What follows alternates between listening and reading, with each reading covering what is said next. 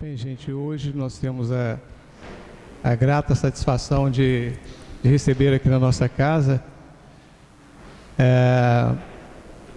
o Rossano Sobrinho. Ele é psicoterapeuta, educador, conferencista e autor de 15 livros sobre educação, saúde e espiritualidade. Tem realizado palestras e seminários em diversas cidades brasileiras. E hoje está na nossa casa, vai conversar com a gente sobre o tema fé e razão. A palavra com você. Obrigado. Queridos irmãos, queridas irmãs, nosso fraternal abraço, com votos de muita paz. Pedimos desculpa, atrasamos um pouco, o trânsito muito complexo, mas graças a Deus chegamos, ainda é tempo de refletirmos, de estudarmos. Ficaremos na Grande Vitória, hoje, sábado, realizando amanhã seminário, palestra à noite, domingo, encerrando as atividades domingo à noite. Todo ano realizamos tarefas aqui com muita alegria, uma experiência sempre singular. A temática fé e razão é algo muito importante nas nossas vidas, porque certamente muitos de nós caminhamos ao longo do tempo ouvindo que não havia possibilidade de conjugar a questão da fé e da racionalidade humana. Durante minha busca por espiritualidade, sou de família católica, eu visitei muitos templos, muitas denominações, e sempre encontrava, quando indagava sobre determinadas questões complexas da existência na Terra, sobre a questão das diferenças humanas, da dor humana, do sofrimento, da disparidade social, de tanta diferença que há na sociedade humana em todos os níveis, materiais, psicológicos, intelectuais, artísticos, porque determinadas pessoas desde cedo tocam instrumentos de forma maravilhosa e outros tentam tocar o instrumento uma vida inteira e não conseguem quase nada, porque uns são tão bem sucedidos nos estudos e outros quase nada conseguem, porque uns nascem morfologicamente harmonizados, perfeitos, e outros apresentam anomalias que carregam uma vida inteira. Por que tanta diferença na Terra, se existe um Deus que é justiça, que é amor, que é bondade? E nós, depois de peregrinarmos por muitas denominações religiosas, nos recordamos de que na infância havíamos travado contato com um livro intitulado Coragem, do Espírito Emmanuel, psicografado pelo apóstolo da mediunidade Francisco Cândido Xavier. Eu me recordo que ainda na infância, lendo aquelas mensagens, aquilo pacificava minha alma, mas eu não possuía ainda o bisturi da intelectualidade, da maturidade psicológica para penetrar na profundidade daqueles textos. Posteriormente, já na faculdade, estudando, porque desde de criança vinculada à espiritualidade até à mediunidade, eu pude contatar na faculdade o livro O Céu e o Inferno, de Allan Kardec. E foi ali que eu encontrei o alimento exato para matar a minha fome, fome de entendimento. Porque a grande bênção que o Espiritismo traz à Terra não é remendar corpos, não é apenas socorrer o indivíduo nas suas necessidades. A grande bênção que o Espiritismo traz à Terra é a bênção do esclarecimento, de explicar de onde viemos, por que aqui estamos, para onde vamos, de colocar um espelho diante de nós mesmos e falar: vocês, todos nós, somos arquitetos da nossa vida, de tirar a culpa de pai, de mãe, de Deus, do político, de sei lá, de qualquer pessoa, e dizer: somos os construtores da nossa vida. Então, quando contatei a obra O Céu e o Inferno, que muitos espíritas não tiveram ainda a oportunidade de ler, e vale muito a pena, principalmente para aqueles que têm contato com pessoas de outras denominações religiosas e que querem dialogar a respeito das teologias ditas cristãs e o Espiritismo, essa obra é monumental. Porque o professor Allan Kardec, o codificador da doutrina, e não seu autor, porque Kardec foi apenas o seu organizador, embora para nós tenha sido um espírito da grande falange do Espírito Verdade, corporificado na Terra, que servia de ponte entre o plano espiritual e o plano material, Kardec ali fez comparação, apresentou a tese do materialismo, a tese católica, a tese protestante, do que é céu, do que é inferno, do que é purgatório, e qual a visão espiritista desses conceitos. E é muito curioso observar que 150 anos depois, o próprio Papa João Paulo II, antes de desencarnar, vem dizer que céu e inferno não são espaços geográficos, mas estados de consciência. O Espiritismo fala isso há 150 anos. O Espiritismo fala diretamente a respeito das questões espirituais. Não temos alegorias, paramentos, sacerdócio organizado, ritualística, nada. Temos a mensagem do cristianismo restaurado em espírito e verdade. E no Espiritismo nós começamos a observar que a fé real não é aquela fé cega, não é aquela fé bitolada, não é aquela fé cega de aceitar tudo, porque um líder disse, porque o pastor disse, o padre disse, um médium disse, seja lá quem for. A fé espírita é a fé raciocinada. No movimento espírita ninguém é obrigado a aceitar coisa alguma. Recordo-me de que certa feita um cidadão que havia iniciado no movimento espírita numa cidadezinha do interior das Minas Gerais, homem muito simples, apaixonou-se pelas mensagens psicografadas por Chico Xavier e foi para o movimento espírita. Mas era um homem muito simples e tinha dificuldade de entender a tal da reencarnação. Foi até o Chico Xavier certa feita e disse: Chico, a tal da reencarnação não existe, Chico. E o Chico olhou e falou assim: não existe não, meu irmão. Não existe. Então não existe, meu irmão. Um homem foi embora e falou: viu? Eu sabia. Eu tive com o Chico Xavier e ele falou, ele concordou e tal. Todo mundo falou: puxa vida, não é bem isso, fulano. Tempos depois a ficha caiu. Ele teve um insight e observou e falou assim: mas você sabe que esse negócio existe? Somente isso que explica a justiça e a misericórdia divina numa coisa só. Porque as religiões falam que a misericórdia de Deus se estende da terra até o céu. Como? Se existe inferno depois e condenação eterna. Que misericórdia é essa? Para o mundo que nós vamos descer. Se existe condenação eterna, Deus perdeu o trono da sua sabedoria infinita e da sua misericórdia ilimitada? Como? Agora observemos a reencarnação. A justiça de Deus se fazendo e ao mesmo tempo a misericórdia. A justiça porque estamos hoje colhendo exatamente a sementeira do passado, a cada um conforme as suas obras. Disse Jesus: o que semeias, ceifarás, disse o apóstolo Paulo. E os Espíritos repetem: a semeadura é livre, mas a colheita é obrigatória. Então a reencarnação é o cumprimento da justiça divina, que sem misericórdia não seria justiça, mas crueldade. A misericórdia é porque em cada etapa reencarnatória, Deus nos concede uma página em branco, um novo cérebro físico, para que o passado seja provisoriamente bloqueado e apenas se apresente em nós nas nossas tendências, para que possamos reciclar o passado. O passado está vivo em nós no departamento do subconsciente. É ele que nos domina muitas vezes quando estamos inconscientes. Para compreender isso, apenas um fato muito curioso ocorrido com minha mãe. Minha mãe tem claustrofobia. Se ela entrar aqui e fechar todas as janelas, ela não fica. Tem que abrir uma gretinha ali, uma porta lá, porque ela não fica.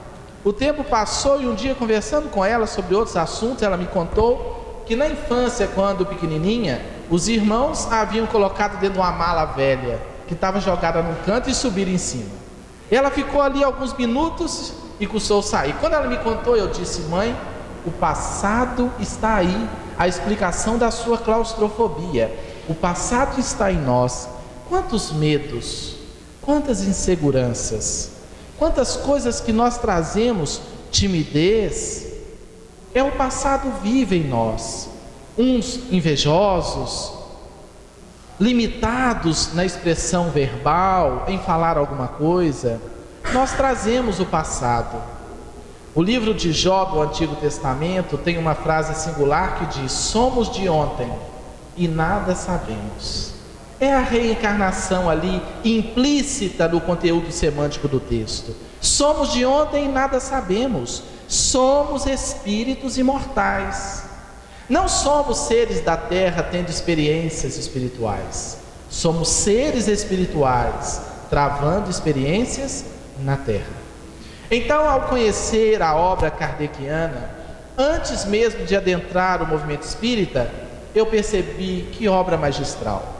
Quando eu abri o Evangelho segundo o Espiritismo e li que fé inabalável somente é aquela que pode encarar a razão face a face em todas as épocas da humanidade, falei, puxa vida, que bênção! Porque todos os religiosos que eu procurei na infância e na adolescência diziam, quando eu indagava certas coisas, isso é mistério de Deus. Ah, padre, por que isso? Mistério de Deus. Ah, pastor, por que isso? Ah, isso é um mistério de Deus. Depois acabou isso virando um livro que eu lancei há uns 10 anos, chamado O Mistério de Tel, por uma editora de São Paulo, a editora Mundo Maior, da TV Mundo Maior. Mistério de Deus? Será que Deus dá uma fome sem oferecer o alimento? Não, em absoluto. Na verdade, construíram um cristianismo à base do emocionalismo. E as pessoas têm que aceitar porque há uma autoridade falando e essa autoridade é representante de Deus. No movimento espírita não há isso.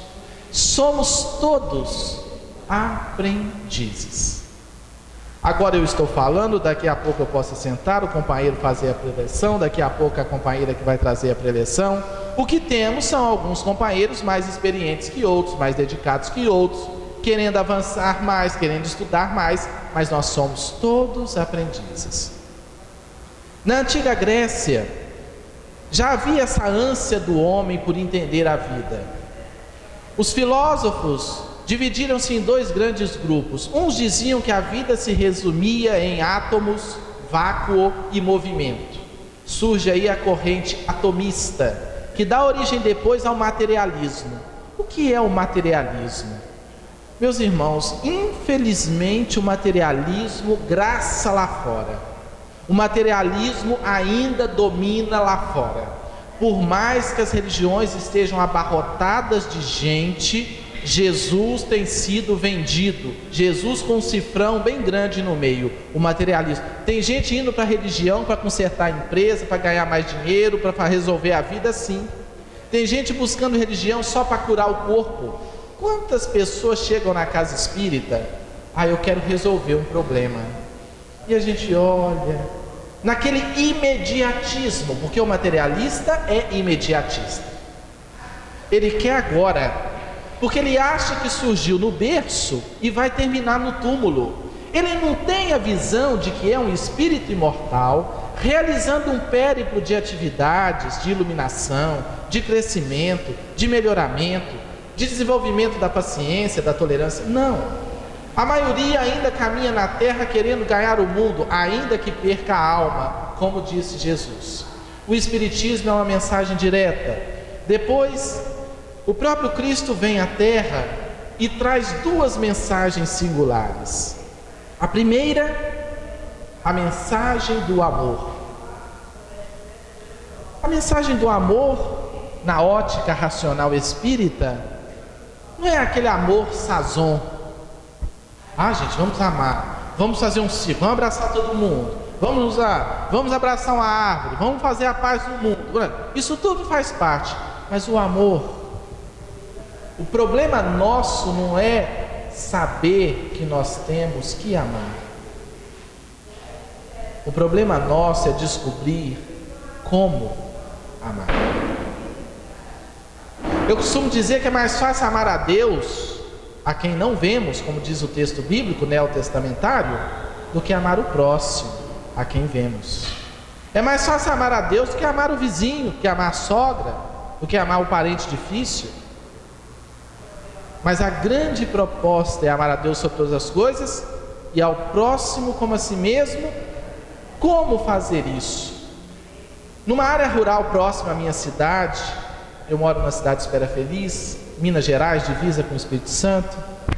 Um pai presenteou seu filho de 15 anos com uma moto, fazendeiro, sem fiscalização na área, e o jovem nessa moto veio, ele e um companheiro na garupa, os dois desencarnaram. Os dois desencarnaram em cima dessa moto. Ele amou esse filho? Claro que sim. Agora, ele soube amar? Claro que não. Daí as duas asas da legítima espiritualidade: amor e sabedoria. Espíritas, amai-vos. Eis o primeiro mandamento, ensinamento. Espíritas, instruí-vos. Não é possível, meus irmãos, ser espírita sem estudar, sem debruçar a mente no conteúdo doutrinário que temos aí, nas obras básicas de Allan Kardec, nas obras subsidiárias, de André Luiz, de Emmanuel, de Joana de Ângeles, de tantos espíritos nobres, de tantos trabalhadores encarnados dedicados ao ideal espírita. Estudar muito para descobrir como. Hoje nós temos, por exemplo, muitos jovens entregues a vícios no computador, jogam dia e noite, os pais sequer se dão conta. O Dr. Augusto Cury, nobre psiquiatra brasileiro, diz que vivemos a síndrome do pensamento acelerado. As pessoas não conseguem quietude mental. Todo mundo correndo, ansioso, agitado, atrás de quê? Chega no momento de palestra, não olha para o relógio toda hora. Por quê? Estou doido para terminar, mas nem sei por quê. Estou doido para sair daqui, por quê? Não sei. É porque dois conceitos básicos que vamos abordar amanhã no seminário, das 9 ao meio-dia. Onde que será o seminário, Roberto? Jardim Camburi. Mente e consciência. Consciência é o ser profundo, o espírito, o self, o que nós somos em essência. E mente é o turbilhão de emoções e pensamentos. Muitos de nós ainda estamos identificados com a mente. Vem uma emoção, a gente pluga naquilo e sofre. Vem um sentimento, vem um pensamento e a gente fica perdido dentro daquele turbilhão. A gente não sabe olhar, entre aspas, as emoções, observar os pensamentos e gerenciar. A iluminação que fala que os grandes mestres alcançaram é a capacidade de auto-observação. Está lá na questão 919 do Livro dos Espíritos. Conhece-te a ti mesmo. Normalmente a gente vive ao sabor das circunstâncias. Pouquíssimos são aqueles que sabem desconectar do problema e olhá-lo de fora, na empresa, no trabalho, dentro de casa. O autoconhecimento é o grande caminho para a vivência da fé legítima, da vivência no bem, da vivência cristã e espírita. Porque a gente começa a observar as tendências, os pensamentos que nos visitam, as influências de encarnados e de desencarnados, porque há muitas influências de toda parte. Os espíritos, como está lá no Livro dos Espíritos, nos influenciam o tempo todo. Mas não é necessariamente, meus irmãos, um espírito ali nos perturbando. Isso existe também. Nós adentramos determinadas faixas de perturbação. Nós vivemos uma espécie de rede psíquica. De acordo com a frequência psíquica do pensamento, nós nos conectamos a certas faixas. Se você alimenta o bem, se você tem o hábito da boa leitura, da leitura edificante, das boas conversações, de assistir determinadas palestras que acrescentam espiritualmente, você vai reciclando o passado subconsciente, consolidando o bem dentro de você. E você fica numa frequência vibratória mais positiva. Se você carrega esse alimento espiritual positivo dentro de você, mesmo nas horas difíceis, a espiritualidade maior terá material dentro de você para acessar o que é bom. Mas se você não tem o hábito da leitura, não assiste a uma palestra, não conversa sobre espiritualidade, não se dedica a isso, na hora que a coisa apertar, o que eles vão acessar dentro de nós? Os espíritos nobres precisam de um ponto de apoio dentro de nós. Certa feita eu vivi uma experiência singular e peço licença para contá-la. numa noite, uma verdadeira perseguição espiritual de um espírito que se apresentava com lepromas, com deformações, e era algo terrível. Eu não senti medo não, eu senti terror. A presença daquela entidade, uma mulher toda deformada, mas emanava uma vibração tão perturbadora. E quando eu despertei, eu estava aturdido, e um sentimento de terror e a nítida sensação de que a entidade estava ali. Imediatamente eu comecei a orar. E aconteceu um fato muito curioso, que eu não tinha vivenciado ainda, que a espiritualidade, na hora que eu comecei a orar e pacificar os pensamentos e as emoções, eu vi na tela mental, psíquica, uma figura de determinada pessoa, de determinada entidade, muito nobre. E aquela figura de tanta paz, de tanta luz, que foi como se um vendaval passasse e levasse todo aquele terror e aquela influência. Na hora eu fiquei pensando assim, o que aconteceu? Essa entidade veio e me ajudou? Ou aconteceu outra coisa? Hoje eu acredito plenamente que talvez não seja aquela entidade, mas como aquela figura é muito forte dentro de mim do ponto de vista positivo, se eu perguntar aos senhores, uma figura positiva, nobre, forte, do bem na vida de vocês, um avô, um tio, uma avó, um amigo, alguém que represente algo bom, essa pessoa é isso para mim. Quando essa figura surgiu na minha tela mental, eu saí daquela frequência. E depois eu me dei conta de que possivelmente os espíritos acessaram isso em mim. Mas se eu não tivesse boas referências, material forte, positivo dentro de mim, eu teria ficado naquela baixa frequência. Então a questão é muito séria. Emmanuel diz que Deus não faz sintonia com o desespero. Na hora que a coisa aperta, ah meu Deus, me ajude, me ajuda. Não adianta. Não adianta. Acerene o turbilhão mental. A consciência é como um sol, a mente o nevoeiro denso. Essa mente turbilhonada não nos deixa sentir nada. Eu costumo dizer que o contrário de felicidade não é tristeza. A tristeza é um fenômeno psicológico que vem e passa. Você perde alguém, entre aspas, perder. Tem um aborrecimento, você entristece, é natural. Só o esquizofrênico que não vive isso. Mas se você é normal, você sofre. Jesus chorou. Diante de Jerusalém, Jesus chorou. Diante de Lázaro, Jesus chorou. É um fenômeno psicológico normal. Mas não ficou na tristeza. O contrário de felicidade não é tristeza. O contrário de felicidade é insatisfação. Quando estamos muito agitados, turbilhonados mentalmente, nada nos satisfaz. A gente não é capaz de contemplar uma flor, a natureza, o céu, de conversar, de sentar e tomar um café e sentir o momento presente. Como eu disse, a mente está muito no passado ou no futuro. É um macaco louco na linguagem do que pula entre passado e futuro, passado e futuro, passado e futuro, e nos tira a paz. Daí Jesus propôs: a cada dia basta o seu cuidado. Numa outra tradução, a cada dia basta o seu mal. Em outro momento o mestre diz: aquele que toma do arado e olha para trás não está habilitado para o reino de Deus. O que é o reino de Deus? Está lá em Lucas 17, 20 e 21. Ninguém dirá, perguntaram: Senhor, quando virá o reino de Deus? Ele disse: ninguém dirá, ei-lo aqui, ali ou acolá, porque o reino de Deus está dentro de vós. O que fecha com a questão 621 do Livro dos Espíritos. Onde está escrita a lei de Deus? Na consciência. Quando nós estamos na consciência, nós estamos conectados ao agora, a plenitude do agora. Recordemos-nos, por exemplo, de Jesus visitando a casa de Lázaro, com as suas duas irmãs Marta e Maria.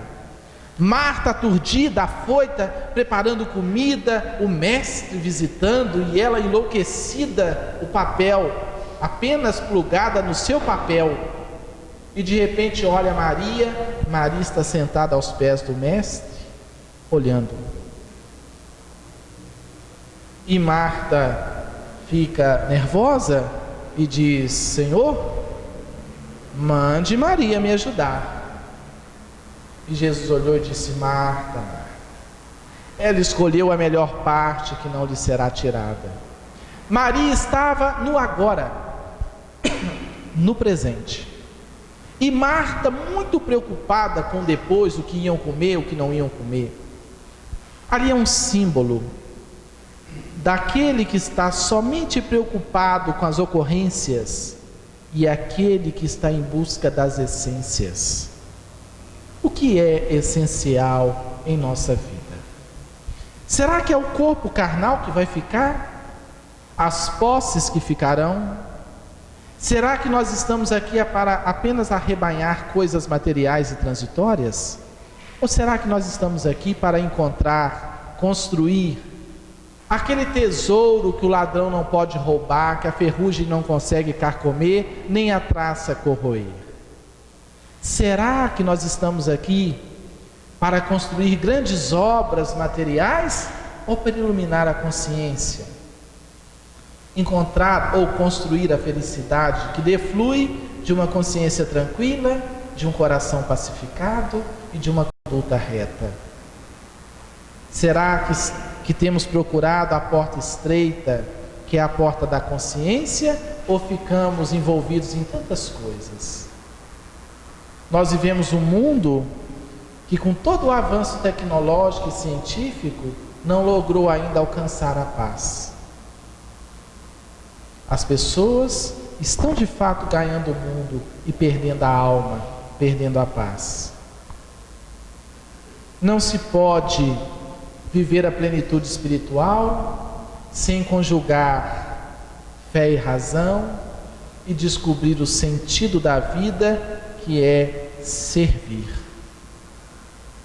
que é amar, procurando entender cada um na sua singularidade, porque às vezes a gente confunde amor com outras coisas, amor com posse, amor com ciúme. Amor é querer bem, o bem do outro. E às vezes nós somos muito mal educados para o casamento até. Muita gente assim, tem que casar, encontre alguém que te faça feliz, hein, fulano? Muitas mães educam suas filhas assim, pais também, dando um atestado de incompetência às suas filhas. O ideal, porque isso é ego, encontre alguém que te faça feliz, pelo amor de Deus, encontre alguém para que você o faça ou a faça feliz. Porque se é dando que se recebe, ao fazer o outro feliz, nós nos felicitamos. A gente fica esperando que o mundo faça, e nós? Quando contatei o Espiritismo, nas buscas ainda da juventude, eu fiquei extasiado, eu fiquei em júbilo profundo, porque é uma doutrina tão direta. O Espiritismo coloca um espelho diante de nós e diz: olha, a parte de Deus está sempre feita, não fale. A nossa parte está em nossas mãos. Quando eu fiz a primeira palestra espírita, ao final o espírito Joseph Gleber disse, todo mundo veio abraçar, o pessoal tinha gostado, que coisa boa, aqueles elogios. Aí quando veio, o espírito disse: você começou, o fim depende de você. Eu fiquei assim meio chocado, porque não veio aquela coisa assim amorosa, não. Foi uma palavra firme. Você começou, o fim depende de você. E depois, em momentos difíceis, a espiritualidade dizia: silêncio e trabalho, silêncio e trabalho. Esse é o dever, e você vai encontrar alegria nisso. O Espiritismo não precisa muito de nós, não. Nós é que precisamos do Espiritismo. Essa doutrina abençoada, racional, que convida as pessoas a estudar, a analisar. Pesquisas demonstram que muitos jovens têm procurado a doutrina espírita porque traz respostas. Não tem dogma, não. Muitos católicos estão lendo as obras espíritas, alguns evangélicos começando a contatar. Até porque, meus irmãos, eu vou falar, quem discordar, fique muito à vontade para a gente conversar. O espiritismo não é uma religião convencional. Quando alguém me pergunta assim, espiritismo é religião? O que para você é religião? Se for sacerdócio organizado, ritualística, paramentos e dogmas irracionais, não é. O espiritismo não é religião. Agora, se for acessar a nossa essência, Deus em nós, imanente e transcendente, aí sim, o espiritismo é religião. É uma ciência, uma filosofia com consequências éticas, morais, religiosas. Então o espiritismo é uma consciência, é uma forma de entender. O que é a casa espírita? Uma escola. É um hospital? É. Que nos socorre, que nos ajuda. É um templo? É. Há uma psicosfera específica. Nós saímos do turbilhão do trânsito. Quando eu adentrei nos arraiais aqui da casa espírita, a psicosfera é outra. De quietude, serenidade, de coisas boas. É um pedacinho do céu na terra. Mas, sobretudo, a casa espírita é uma escola. Não basta bater cartão na reunião de sexta-feira. Toda sexta eu estou lá. Venha sim. Mas, sobretudo, levemos lá para fora esse conteúdo, essas reflexões, essas sementes. O espírita é conhecido mais, não tanto só na ação. Existem ações espíritas. Por exemplo, coordenar uma reunião é uma ação espírita. Fazer uma palestra é uma ação espírita. Aplicar passe, atuar na mediúnica, ação. Mas sabe o momento que o espírita é realmente conhecido? Na sua reação. A ação é reciclar o passado. A reação é construir o futuro. Quando a gente está trabalhando no bem, nós estamos reciclando o passado em nós, o nosso subconsciente. Imaginemos um copo, o fundo dele ainda muito sujo. Se a gente pegar uma colher e mexer, o fundo, o subconsciente, o passado em nós, vai subir, vai sujar a água toda. Nós ainda somos bonzinhos, entre aspas, mas pisa no nosso calo que o homem velho surge. A paz que a gente acha que tem, daí a pouco vai embora. O carro está lá fora, novinho, passa o menino e risca. Eu quero ver se a paz fica ou é um penduricalho que sai para fora, né, que sai do pescoço e a gente fica bravo. Como é que a gente fica? Porque na casa espírita a gente fala manso, né? Cresce asa nas costas. Tem hora que a gente está fazendo uma prece, a gente não sabe se a gente está fazendo uma prece, gemendo, cantando, né? Senhor Jesus! É verdade. Mas isso nós estamos trazendo do catolicismo, do religiosismo, do igrejismo. A gente traz muito isso. É claro que é uma psicosfera específica. E aqui nós temos o dever moral de trazer o nosso melhor. Não é isso? O nosso melhor. Agora, subir o monte para orar e meditar é fácil. Eu quero ver descer o monte para conviver.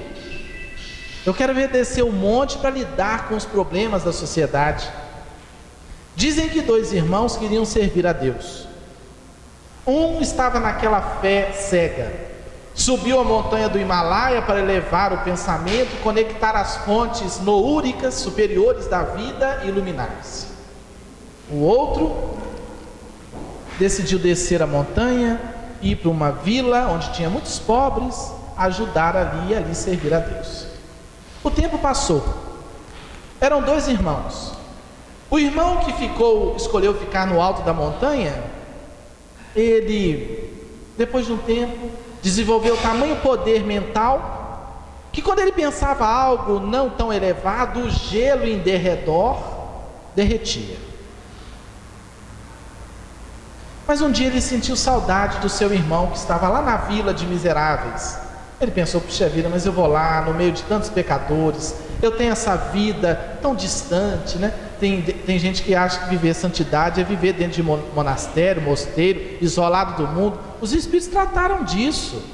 A pessoa se isola de todo mundo. A gente evolui no atritar das arestas. Jesus evadia da multidão, sim, para orar, para meditar, para se reharmonizar. Mas depois ele voltava. Assim nós devemos fazer. Tem hora que a gente tem que sair mesmo. Não fique perdido no turbilhão lá do trabalho, do problema não. Vá para um cantinho orar, ler, pacificar a mente para enxergar melhor. Mas não basta também ficar isolado de tudo. E na hora que volta para o turbilhão? Então o irmão decidiu ir ver o outro que estava servindo a comunidade carente. E pensou, mas como que eu vou fazer? Se eu entrar no meio daquele povo de pecador, né, aquele povo tão pecador, e um pensamento negativo me tomar, o que eu vou fazer? Eu falei, já sei. Vou levar uma bola de gelo.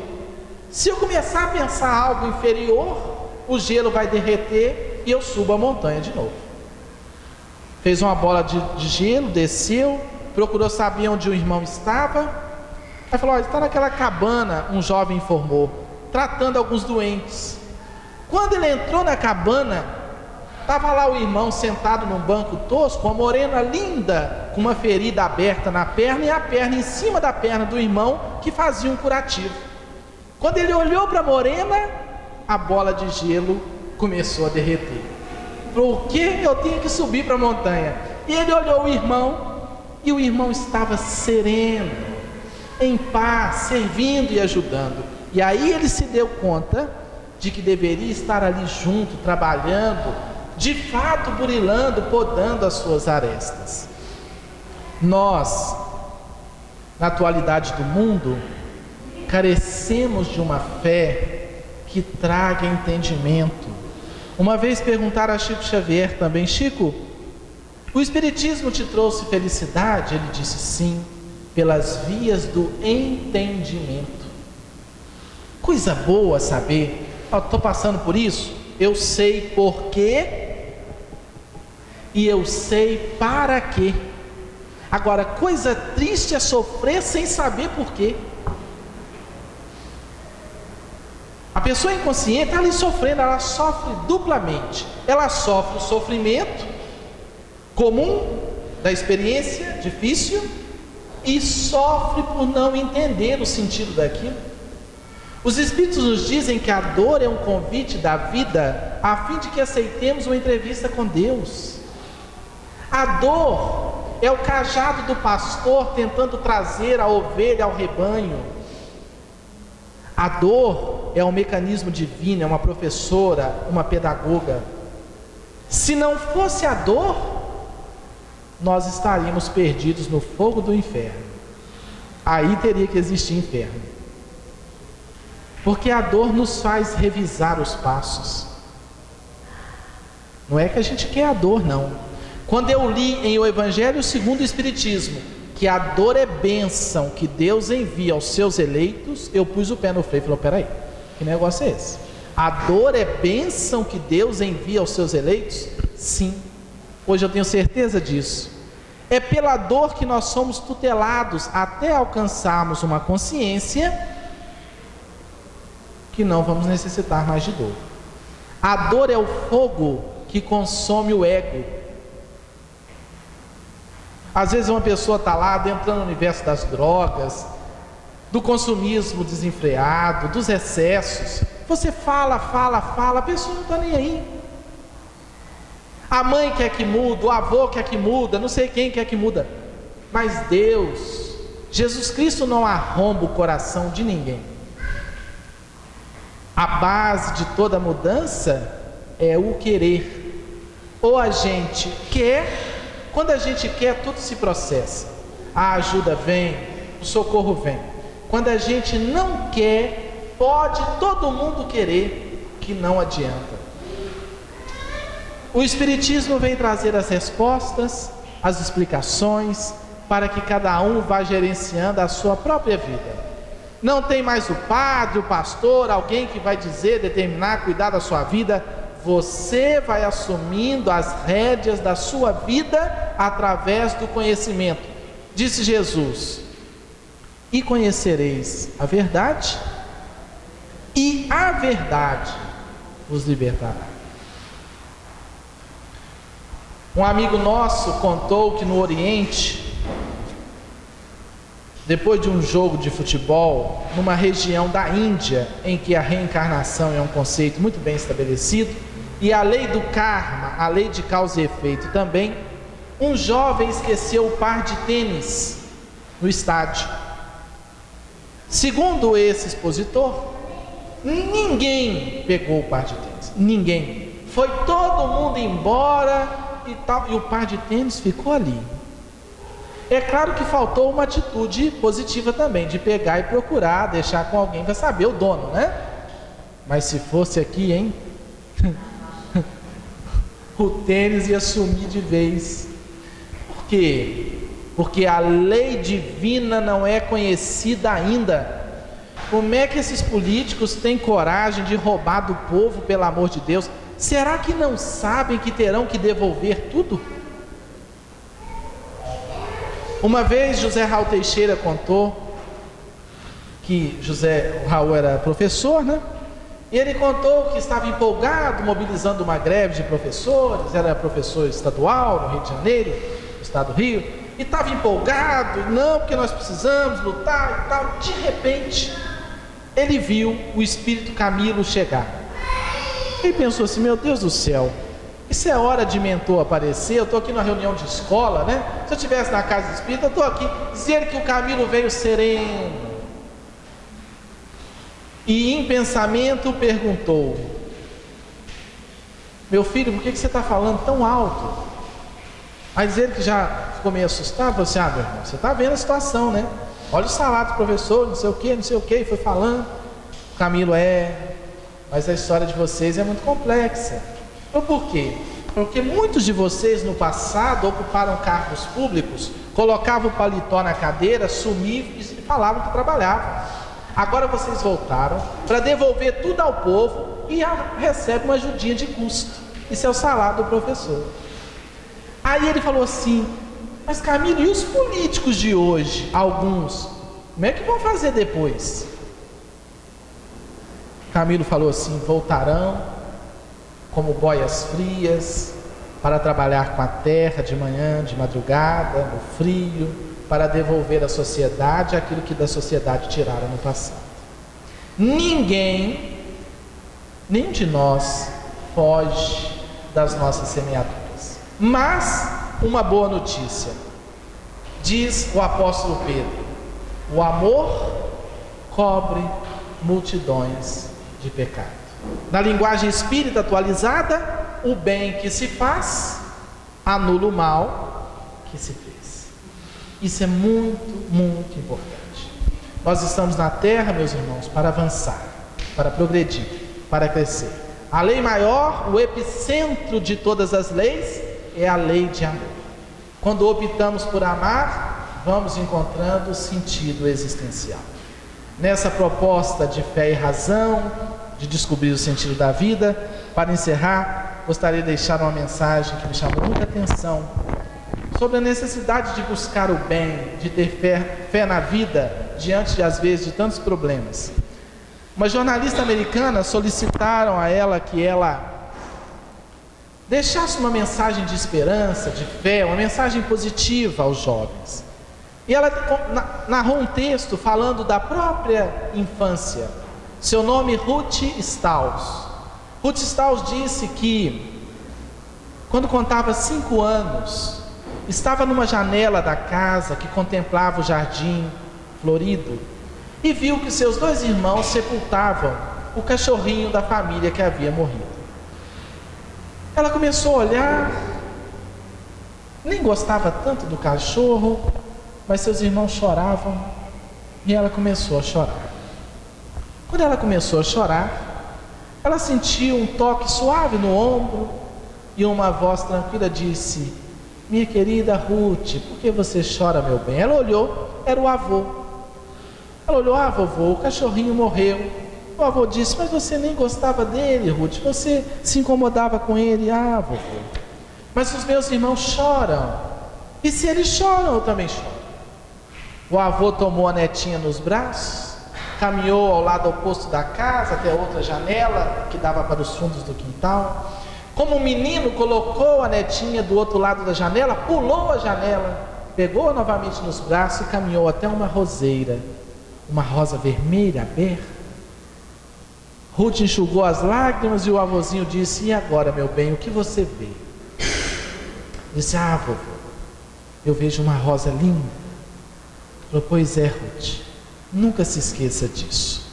Quando você estiver na janela que contempla a tristeza, a morte e a dor, lembre-se que do outro lado há outra janela que contempla a vida, a beleza, a felicidade.